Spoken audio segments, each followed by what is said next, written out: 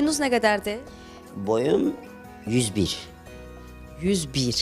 Bəli, metr yox ha, 101 sant. 101 santı. Bəli, bəli. Aha, və siz mənə telefonda dediniz ki, qardaşınız da balaca boydu, bəstə boydu. Bəli. Onun boyu nə qədərdir? Eyni boydayıq, amma o məndən yaşda 3 yaş böyüdür. Valideynlərinizin boyu nə qədər olub? Hamısının boyu 1.80, 1.70 belə civarlarda olub. Hətta mənim bir bacım var, o da böyüdü. Bir qardaşım var, o da böyüdü. Sadəcə biz iki qardaş belə boydayıq. Təbii ki, hər kəs eyni qarşılanmır.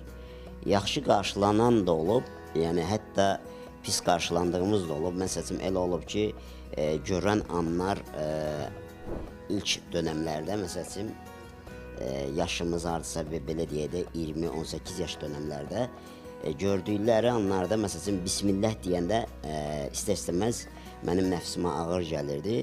Amma sonra biz ibadətə başladıqdan sonra, yəni dünyanın, yəni belə deyək də, nə olduğunu dərk etdikdən sonra, yəni zahiri görünüşün önəmi olmadığını dərk etdikdən sonra artıq ki, biz o şeyləri ikinci plana saldıq. 19 yaşınızda bu fikirdəydiniz? 19 yaşında təbii ki, bu fikirdə deyildim. Yəni, hər yaşın öz fikirləri var.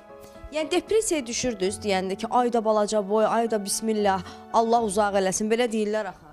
Bəli, depressiyaya düşdüyüm anlar da olub, amma dediyim kimi, o depressiyanı atmaq üçün insan gərək Yaradanı tanısın.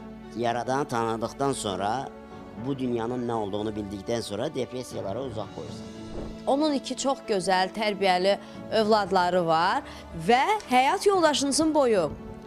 Təbii ki, böyüdü onun boyu. Nə qədər də həyat yoldaşınızın boyu? Artıq 1.70-ə yaxın boyu var.